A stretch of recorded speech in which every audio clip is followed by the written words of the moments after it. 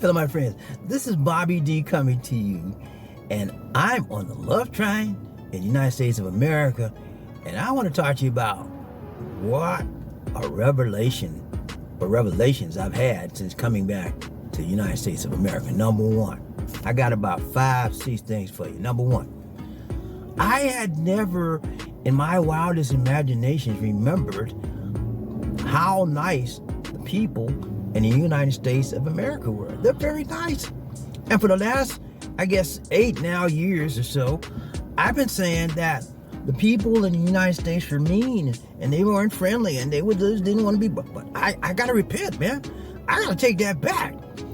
Everybody that's I've interacted with here in the United States of America since I've been back on the track have been A1, excellent, very friendly, very warm, very giving, loving, and concerned. You know, I'm amazed. I don't know why, but I had that memory about people being mean here and not so nice and all like that. But it's not true. If somebody tell you that people in the United States are nasty, say, yeah, okay, where you from?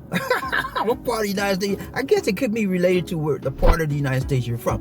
I'm from Atlanta, Georgia. I call it Atlanta, Georgia, but I'm in the metropolitan Atlanta area. I mean, most people call it Atlanta, but yeah, it's amazing, man.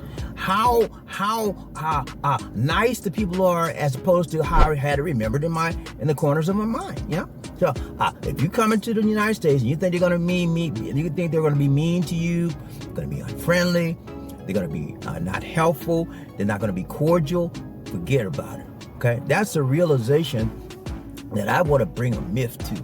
People in the United States are just as friendly, or maybe I guess in some instances, friendlier than the people in the Philippines. I'm serious, man. You know, I love the people in the Philippines. They're great. They're some of the friendliest people I've ever met. But as I return back to my home country, I see that the friendliness in the Philippines and the friendliness in the USA, where I'm living in the area I'm at right now, it's about the same, man. I'm shocked. That's a realization that I never thought I would come up and say. And I've been talking bad about the United States for a long time about they're not friendly, they're just mean, they're not helpful, they're not courteous, they're not polite. But so far, I have to say that's a myth, and I'm busting that myth. I have the realization that people here in the United States are just as friendly, if not, well, I don't know about friendlier, but just as friendly as many of the people in the Philippines. Realization number two I have since I returned back to the United States of America. Number two, there's so many people, different races and ethnicities here in the area I'm living in right now. And probably, if I'm in the area I'm living in right now, is probably a small sample of the entire United States. Okay, so I noticed, guys, that the Mexicans, or Latinos, if you will, and the Chinese in the area that I'm in right now, they're like taking over the place. This is the area I'm in right now. It's called Duluth, Georgia. When I left here, guys, this was a small town, majority white populated city, okay? And it was like outside of Atlanta. It's still within the Metro Atlanta and metropolitan Atlanta area. But when I was here about 8 years ago, when you came to Duluth, you might as well expect a white experience, you know, a lily white experience, you know what I'm saying? But that's not the case, man. I'm telling you, man. The people here in Duluth, Georgia, and since I've been mingling around and mixing around and getting out and about, most of the people here are Latino. Yeah, Latino, you know, Latinx, what do you want to call them? Mexicano? I don't know what you call them. But yeah, a lot of people are Mexicans out here. And if you don't speak Spanish in Duluth, Georgia, you might be in trouble, baby. I'm telling you, man. Hey, everybody out there speaking Spanish. And then the next one I see out here now are the Chinese. Okay, Chinese, man. And you know, Chinese are not my best cup of tea, but they're all right. But for some reason, most of the Chinese that I meet always want to argue. I don't know what it is, man, about these people. They just want to argue. I don't care what you say. Good morning. What is good about this? What are you good? I'm serious, man. You know, I try to avoid them like the plague. You know what I'm saying? But you know, but that's the next largest ethnicity that I see out here. Mexican or Latino, Latinx, what do you want to call them? And then there's Chinese. And then the third one would probably be the Koreans. I don't know what it is, man. When I frequented this city a lot because I lived here for a little bit, and then I live in Gwinnett County, which is not in Duluth, but I live in a part of Gwinnett County called the Lithonia area, which is in the same area, but similar area. But I'm telling you, man, if you come out here to Atlanta, metropolitan Atlanta, area, you're gonna find a lot of Mexicanos, a lot of Chinese, and a lot of Korean. And I thought that in the Philippines, when you came up with population like that you would only see that in the Philippines, because when you go to the Philippines, the Chinese is taking over. Sometimes they call the Philippines Little China. They are probably a China, you know what I'm saying? Suburb of China. But so that's just not. I thought it was just China, Philippines. But guess what, guys? Chinese is all over the world. All over the world. They're going everywhere. Here, there, and everywhere. Chinese is taking over here in Duluth, Georgia. And so it's the Mexicanos, the Mexicales, whatever you want to call them. And the Koreans is right next to them, man. So that's another realization I have made a myth busting on. I always thought that, everything be the same. No, things change. Things change in a period of time. And then the next one is realization that I want to put a myth busting to is the traffic. Yeah, traffic, man. Traffic, bump to the bump. Yeah, I'm in my mobile office right now, as you can tell. I'm in my Mazda, and man, the traffic out here, as compared to the Philippines, actually, if you want to compare apples to apples and oranges to oranges, actually, it's about the same. When I left, in my mind, I don't know why, I guess because when I lived in the United States, my job was, I was a Verizon wireless technician, and I drove all over the God's green earth measuring the network signal. Can you hear me now? That's the kind of job I had. Paid pretty good too. I loved it. But because of that, I had a bad idea in my mind about the traffic being so bad. But when I compared the traffic patterns and the traffic habits of the United States of American people versus the Philippines, guess what, ladies and gentlemen? It's about the same. The only difference is that in the United States, the driver or the driving habits are much more cordial, much more respectful. And guess what? This is the bottom line. Most importantly to me, they obey the rules. Yeah, man. People in the United States obey the traffic rules. They obey them for the most part. They obey the rules of the road, And so when you talk about the Philippines, you forget about it. They don't obey nothing. Filipinos are hard-headed people. They want to have it their way or no way. You know what I'm saying? And if you don't really get it their way, you're not gonna get it, buddy. You know what I'm saying? They do what they want to. There's no, you've heard me say this over and over.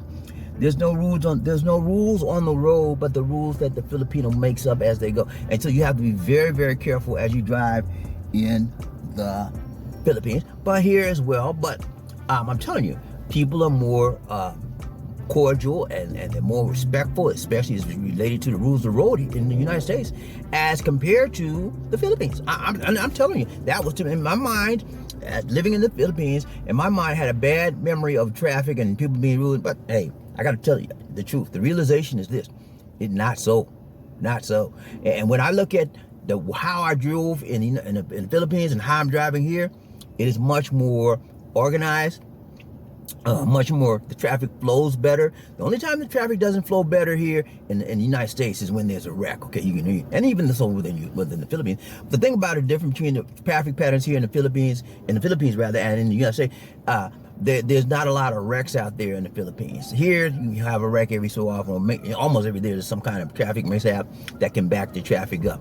But as far as the driving patterns and habits, I find that the Americans or United States people drive much better than the people in the Philippines. They're more courteous, they're more respectful, they obey and follow the rules Americans do, versus the Filipinos. They ain't no, they make them up. Rules is for fools. You know what I'm saying?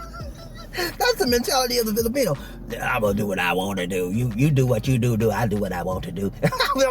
And if you don't understand that when you're driving in the Philippines, you're gonna have some big problemos. Okay, so yeah, that's another huge misconception and realization that I've come to put a busting myth on and busting that myth. And there's another one, the prices. Okay, when I left here. When I left the United States several years ago, almost a decade ago, the prices in the United States were very, very reasonable, I thought. A cup of coffee was like, $1.50, whatever. Yeah, and if you go to Starbucks, of course, Starbucks was high, it's like $3, yeah. But now, the pricing is outrageous, man. A cup of coffee here is like $5.50. I'm playing old cup of Joe, baby. Can you give me a cup of Joe, man? Yeah, a cup of Joe coffee. And I like my coffee like I like my women, with some cream in it, please. And some sugar on the top. $5.50 for a plain cup of coffee, man. Can you believe that, man? I kid you not. And if you go to Starbucks, you're talking about $6, $7, $8, $9, and above. I took my daughter, Ashley, we went to Starbucks when I first got here, and I said, let's go to Starbucks, yeah, chill, Daddy. So we went there, and we sat down, and we paid for the bill. I said, I got it, Dad, don't worry about it. I gave the guy $10. He said, that's $15, $18. I said, what? That was a price shock to me, and it's a realization, man. Starbucks here is higher. Coffee and Starbucks in the USA and Philippines rather is lower, it's a big shock, man. That's a myth busting. I thought prices were lower here as far as stuff, and that's not only with coffee in the United States. Prices have gone way sky high here, and that's for anything pretty much. Whatever you thought that you knew a price to be in the United States years ago, you might want to double or triple that because inflation and because of the pandemic. Things have almost just going out the yin-yang, man. They're going out the roof, okay? So keep that in mind, ladies and gentlemen. That I have come to the realization that the prices are enormous in the United States as compared to the Philippines. Now, you're going to find prices lower in the Philippines. But again, also in the Philippines, they have what? Inflation, man. Everything's gone sky high there too as well. But not as much as it compares to the Philippines, okay?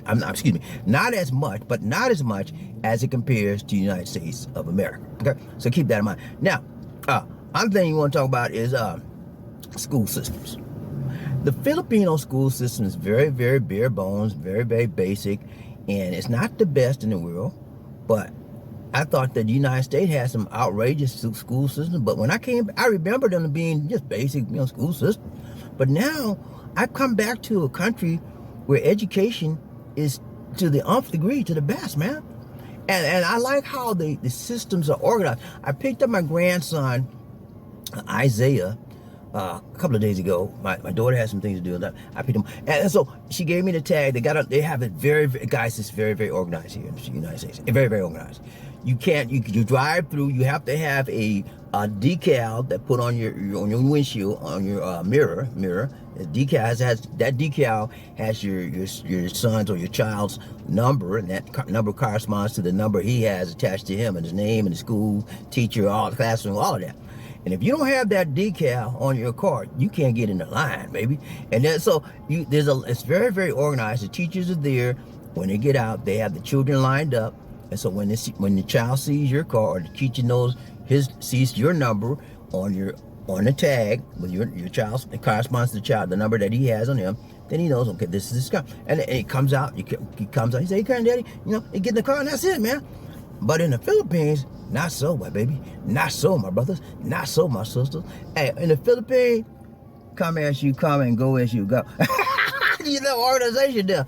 It's like everybody just is one big outletting, and everybody's there together, okay? That's how it is in the Philippines. So, schools are very, very basic there. So those of you that are trying to go to the Philippines, keep that in mind if you're going to bring your children there, or if you're going to plan on having children. The school system, and I'm not trying to put the Philippines down, because I love the Philippines, I love the Filipino people. The school systems are not the best to bring up your children in. If you do have children there, or if you do bring your children there, you want to put them in the private school system and not the public school system. The public school systems in the United States have come a long way. I am a graduate of the elementary public school system as well as the high school public school system in the United States, and I can tell you, I thought it was good when I was there, but you know, when I look back on it, it wasn't the best, but I can see now, ladies and gentlemen, it has come a long way. So the school system in the United States, I have come to the realization that I'm busting that myth that the school systems are bad, public school systems. I'm busting the myth that the public school systems are bad in the United States of America. That's not so. Okay, so get that in your mind. But I'm not busting the myth that the public school system is still bad in the Philippines. Okay, so they got a long way to go. Okay, but yeah, those are some of the things I want to bring to your attention about. Another thing is this: what I'm finding out in the United States, and when I left here, ordering anything online was out of the ordinary. Okay, but now in the United States, ordering online is par for the course. It's what's expected. Very few people will you find in the United States inside the department stores or grocery store. You just don't find it packed like on Fridays, Saturdays, and Sundays. You could expect, when I left here, you would expect that the grocery stores would be a ton of people in and out, wall-to-wall people buying this, buying that, whatever they need to do. And the department stores as well, yeah, because people buy when they get paid on Fridays and Saturdays and weekends. They go out and travel and hang out. But not so, ladies and gentlemen. I've gone to several Publix and Targets and Walmarts, and you find people in the store, but it's not crowded like it used to be. And the reason why is because people in the United States are now ordering online. They have become online ordering addicts, if you will. Okay, online ordering addicts, OOA. They're members of the OOA society. Okay, and in the Philippines, not so. Everything, cash is still king in the Philippines. You got the cash, you can get it, but you got to go get it. Okay, but the Philippines is slowly moving that way. There many people are starting to order online, and many people are getting away from cash, and they're using debit cards and digital wallets as well. So I'm telling you, man, these are all huge realizations that I have come to understand and see the differences as I have returned back to the United States of America. It's amazing to me to find out these things and make a comparison analysis so that I could bring it to you. Many of you are in the Philippines right now and you haven't been home for quite a while. I've been, since this is my third trip to the United States of America since I have lived in the Philippines. I've been in the Philippines since 2014, and I've been home twice. This is my third time. And it's been 5 years, actually 5 years since I have been here in actually physically in the United States. So it's a huge change for me. And one of the reasons I guess these realizations that I'm coming to and busting the myths that I had about them is because the pandemic took a huge toll on the vibrancy and the fabric of this nation of the United States of America, and it has not recovered. Okay, and still sort of has taken a toll on the Philippines as well. But I think as far as recovery, I think, in my opinion, this is my humble opinion, the Philippines is in much better recovery mode versus the United States of America. Why is that so? I don't know. Maybe the United States is, as far as pricing, the United States is dealing with inflation more. I mean, prices were way higher than this. Gas, and I'm here at a Quick Trip. I just got gas. I paid I think it's $3.17 per gallon. And as you know, in the United States, the gasoline here is measured by gallons versus the gasoline in the Philippines is measured by liters. So you get more per gallon as far as gasoline. You will get more per gallon because a gallon is like 3 times, almost 3.5 times more than what a liter is. So the prices for gasoline would be cheaper here because you're paying on a gallon basis versus in the Philippines they're paying per liter. Okay, so and also in the Philippines the gas will be a little bit high for that area because They in the Philippines, they have very little gasoline production opportunities or companies there. They always have to import. 90% of their gasoline needs in the Philippines is what? Imported. Okay, and so the United States we have petroleum and gasoline opportunities here in various parts of the country, but we do import a lot of our gasoline as well. So the prices, again, especially as far as gasoline is concerned, is a huge realization. It's gone up, up to the sky, high and wide. But those are some of the things. Those are some of the realizations that I wanted to, shocking, in my opinion, some of the shocking realizations that I wanted to let you be aware of. Those of you that have not traveled to the United States of America in a while, and you're in a foreign country, whether it be the Philippines, Great Britain, France, or whatever country you're in, and you're coming back to the United States, get your mind ready to realize that, and you haven't been here in a while like I have, and get your mind ready to prepare for the realizations that may or may not be the same again for you. I'm pleased about some of the realizations, and some of the shocking realizations I'm pleased about. Some of them I'm not, but overall the transition here has been a pleasant one, and a very eye-opening one for me as well, and a very enlightening and informing one as well. I view it as a very, very positive experience, and everything you take from an experience, you can use it and to your advantage if you embrace it and deal with it. James Brown said you got to deal with it. You got to deal with it. Whether you like it or not. Ready or not, here I come. Life goes on and on and on. You can deal with it and whine and cry about it, or you can say, okay, let's go. I got this, and move on. Accept the changes. Embrace as much as you can of it, and take it and move forward in your life. That's what it's all about. That's it now, guys. This is BobbieD. So take care. God bless. Peace. See you on the backside of tomorrow. Yeah, tomorrow, baby.